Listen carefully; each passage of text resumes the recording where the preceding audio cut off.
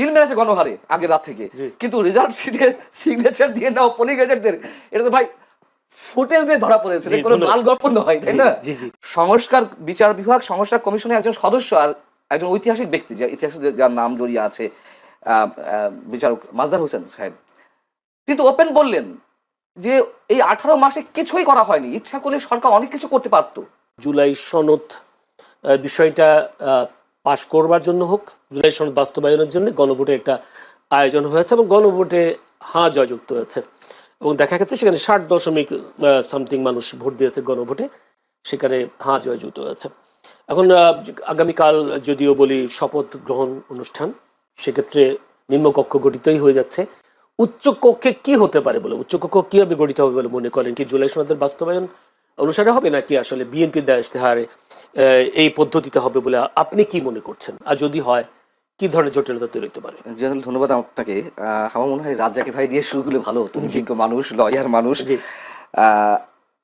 যাই হোক, প্রশ্ন এখন করেছেন, দেখুন গণভোটটাই আমার কাছে বিতর্কিত, এটা নিয়ে অনেক কথাবার্তা হচ্ছে এবং এই গণভোট অনুষ্ঠানের মধ্য দিয়ে নতুন বিতর্কের সৃষ্টি হয়েছে যে গণভোটে মানুষ ভোট দিল বেশি আর সংসদ নির্বাচনে মানুষের ভোট প্রদানের হার কম, অর্থাৎ গণভোটে ভোট পড়েছে 60.26% আর সংসদ নির্বাচনে ভোট পড়েছে 59.44%, যেটা আপনি নিজেই উল্লেখ করেছেন।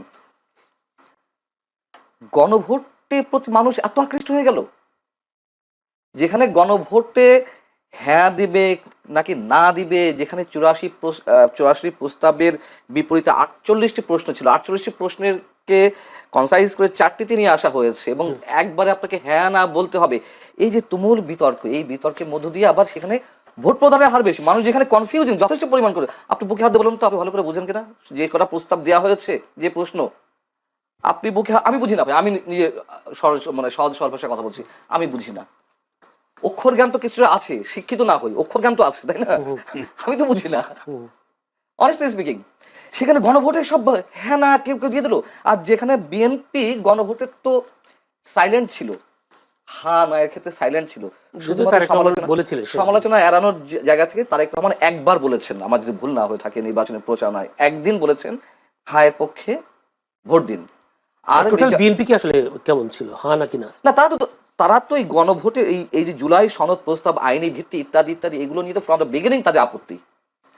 তারপর দেখা যাচ্ছে যে জনগণকে হয়তো কেউ কেউ কোনো কোনো বিশেষ শক্তি ভুলভাল বোঝাতে পারে, ও তোমরা সংস্কারের পক্ষে না। আচ্ছা, সংস্কারের পক্ষে না, সংস্কারের পক্ষে তো আমরা সবাই। সংস্কার তো একটি চলমান প্রক্রিয়া। আজকে আমার পার্সোনাল একটি পডকাস্ট আছে, আপনি জানেন, সেখানে বিচারক মাজদার হোসেন সাহেবকে আমি ইনভাইট করেছিলাম। উনি তো সংস্কার কমিশনের সদস্য ছিলেন, উনি তো ফুললি ডিসঅ্যাপয়েন্টেড। সংস্কার বিচার বিভাগ সংস্কার কমিশনের একজন সদস্য আর একজন ঐতিহাসিক ব্যক্তি, যে ইতিহাসে যার নাম জড়িয়ে আছে, বিচারক মাজদার হোসেন সাহেব, কিন্তু ওপেন বললেন যে এই 18 মাসে কিছুই করা হয়নি, ইচ্ছা করলে সরকার অনেক কিছু করতে পারত, আমাদের আশা ছিল ইন্টারিম গভর্নমেন্ট অনেক কিছু করবে, কিচ্ছু না। যে সেখানে আইন উপদেষ্টা বিচারকদের উপরে চোখ রাঙান, আইন উপদেষ্টা ইনডিরেক্টলি নির্দেশ দেন, এটাই কি সংস্কার? অতএব এই যে সংস্কারের প্রস্তাব, এই যে জুলাই সনদ আর সরকারের ইচ্ছা বা সরকারের যে ভরকেন্দ্রগুলো বা সরকারের বিহাইন্ড দ্য স্ক্রিন যারা সরকার চালিয়েছে, তাদের মধ্যে সংস্কার নিয়ে নানান ধরনের জটিলতা আছে। আচ্ছা, আমি মূল প্রশ্ন আছে উত্তরে, সেটি হচ্ছে আমাকে একটু বোঝান, এই যে উচ্চকক্ষ নিম্নকক্ষ খুব ভালো প্রস্তাব, প্রধানমন্ত্রীর মেয়াদ 10 বছর বেশি থাকবে না একজনের ক্ষেত্রে, খুব ভালো প্রস্তাব, রাষ্ট্রপতি প্রধানমন্ত্রীর ভারসাম্যের মানে ক্ষমতার ভারসাম্য হবে, খুবই ভালো প্রস্তাব। কিন্তু এই যে গণভোটটার কি প্রয়োজন ছিল? আমি প্রথমে বলেছি এটি সংবিধান সম্মত নয়। দ্বিতীয় কথা হচ্ছে 2/3 ব্রুট মেজরিটি নিয়ে বিএনপি এখন ক্ষমতায়। এর আগে সংবিধান সংস্কার হয়েছে না? হয়েছে তো। এর আগে তো নানান আইনের সংস্কার হয়েছে, নতুন নতুন আইন প্রণয়ন হয়েছে, তার জন্য গণভোট প্রয়োজন আছে? আচ্ছা, এই 2/3 সংখ্যাগরিষ্ঠতা নিয়ে তো সংস্কার প্রস্তাব বিএনপি যা ইচ্ছা করতেই পারে। এই যে সংবিধান সংস্কার পরিষদ, এটি কেন, কোন উদ্ভট চিন্তা থেকে এটি এলো? এবং একই সঙ্গে প্রশ্ন, এটি দাবি তো মূলত এনসিপি এবং জামায়াতে ইসলামী ছিল, তাই না? সেই এনসিপি কেন এত কিছুর পরে, এত দিন পরে, নির্বাচন হয়ে যাওয়ার পরে, আজ কিবার রোববার আজকে তারা গেছেন বঙ্গভবনে স্বাক্ষর করতে? আপনি বুঝতে পারছেন না খেলাগুলো কোথায়? যারা প্রস্তাবক, যারা নিজেদেরকে বিপ্লবী বলছে, যারা এটার করতে যান প্রাণ দিতে মরিয়া হয়ে আছে, তারা কেন এতদিন পরে একেবারে নির্বাচন পরে গিয়ে স্বাক্ষর করতে গেল, তার আগে কেন স্বাক্ষর করলো না? এই প্রশ্নগুলো পাল্টা আপনাদের কাছে। তাহলে এটি দিয়ে কি হচ্ছে? তারপরে উচ্চকক্ষ গঠন হচ্ছে কি হচ্ছে না আমি একটু জানতে চাই। যদি গঠন হয় তাহলে কিভাবে গঠিত হওয়া উচিত?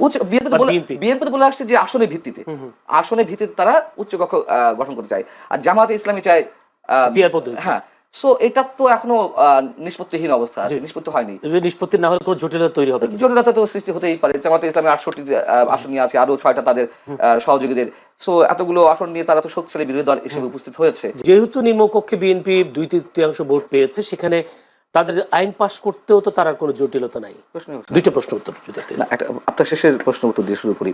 সেটা হচ্ছে অবশ্যই তাদের কোনো সমস্যা না, তারা ব্রুট মেজরিটি পেয়েছে। যদিও ব্রুট মেজরিটি ইতিহাস বলে যে সংশ্লিষ্ট দলের জন্য ক্ষতির কারণ হয়, তারা এক না হয়ে ওঠার সুযোগ পায়। যাই হোক, এগুলো ভবিষ্যতেই বলবে যে বিএনপির ক্ষেত্রে আসলে কি হবে। এবং আইন প্রণয়নের ক্ষেত্রে কিছু করার নেই। হয়তো জামাত ইসলামী, এনসিপি যে 2-1 জন সদস্য বা স্বতন্ত্র বা অন্যান্য দলে যারা আছে তারা একটু হইচই করতে পারবে, কিন্তু বিএনপি যা ইচ্ছা তাই করতে পারবে। আর উচ্চকক্ষের ক্ষেত্রে আপনি বললেন যে জটিলতা, সেটাও পুরনো প্রশ্নটা বোধহয় ঘুরে ফিরে এলো যে জটিলতা একটা সৃষ্টি হবে। আমি জটিলতা এই জন্য বলছি, আচ্ছা জটিলতা হওয়ার তো দরকার, ওখানেও তো তারা বেশিরভাগ আসন পাবে উচ্চকক্ষে।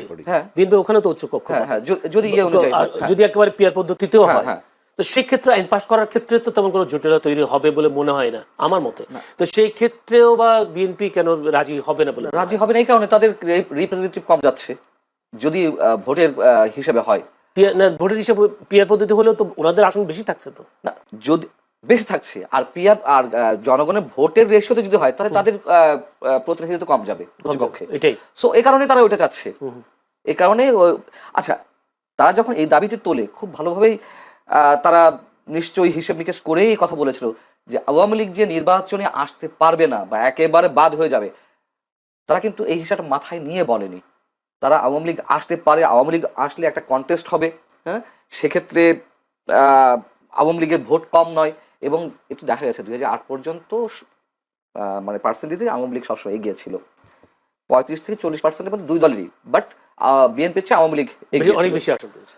যাই হোক, এই জন্য সংসদে মানে সংসদের নিম্নকক্ষে যদি হয়ে থাকে তার ভিত্তিতে বা আসনের ভিত্তিতে তারা এটা চাইছিল।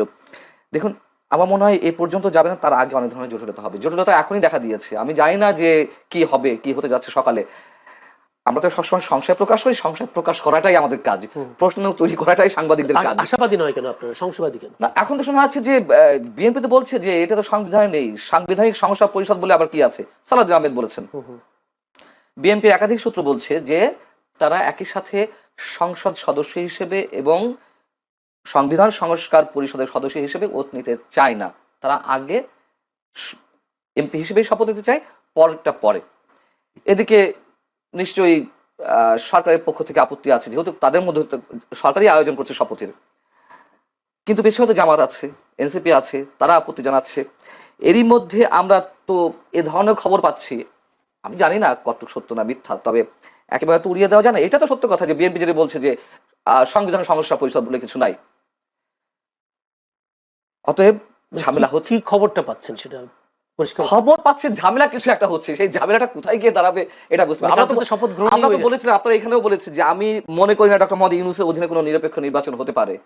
আমি মনে করি না যে, এখনো বলছি, মানে এই কয়েকদিন আগে এসে বলেছিলাম যে নির্বাচন হবে কিনা, যথেষ্ট কনফিউজড, যথেষ্ট নির্বাচন হয়েছে। আবার এই কথাই বলেছিলাম যে আমাদের ধারণা যেন, আমাদের সংশয় যেন মিথ্যা প্রমাণিত হয়, এই কথাও বলেছিলাম। তার কারণ এই গভর্নমেন্টের কোনো কাজের প্রতি আমার কোনো আস্থা যায় না। ঐতিহাসিক নির্বাচন তো হয়েছে, এটা তো অস্বীকার করতে পারেন। ইতিহাস বলতে পারেন, সন্ধ্যার ভোট, মানে আমি না এগুলার বিতর্ক সৃষ্টি করতে চাচ্ছি না। যেহেতু আপনি বলেছেন ঐতিহাসিক হয়েছে, আওয়ামী লীগের সময় দিনের ভোট রাত 10টা থেকে শুরু হয়েছিল, আগের রাত 10টা থেকে, আর এই ভোট এই 2026 12 ফেব্রুয়ারি ভোট আগের দিন সন্ধ্যা থেকে শুরু হয়েছে, সেদিক থেকে ঐতিহাসিক। আওয়ামী লীগের মতো একটি দল নেই, সেদিক থেকে ঐতিহাসিক। এই ভোটটা আরো এগিয়ে আগের দিন রাতে কিন্তু সন্ধ্যা থেকে আওয়ামী লীগের জন্য লাভ হয়েছে। আওয়ামী লীগকে আমরা যে কারণে অপবাদ দিয়ে আসছি, কেন শুরু হয়েছে বলে আপনি জানেন না? আপনি ফুটেজ দেখেননি? ব্যালট পেপার খোলা, ওই গণভোটের ব্যালট পেপার সামনে দেখা যাচ্ছে সন্ধ্যা থেকে, ওপেন ব্যালট বাক্সের উপরে, তারপরে আপনার রেজাল্ট শিটে সিগনেচার নিয়ে। আওয়ামী লীগের সময় এটি ঘটেনি, সিল মেরেছে গণহারে আগের রাত থেকে, কিন্তু রেজাল্ট শিটে সিগনেচার দিয়ে নাও পোলিং এজেন্টদের, এটা তো ভাই ফুটেজে ধরা পড়েছে, জি, কোনো ধন্যবাদ। লাল গল্প নয়, তাই জি, না? জি, জি। তো আপনি সেদিক থেকে ঐতিহাসিক, হুম। হ্যাঁ, নানান কারণ ঐতিহাসিক, এবং ঐতিহাসিক আরো একদিক থেকে পৃথিবী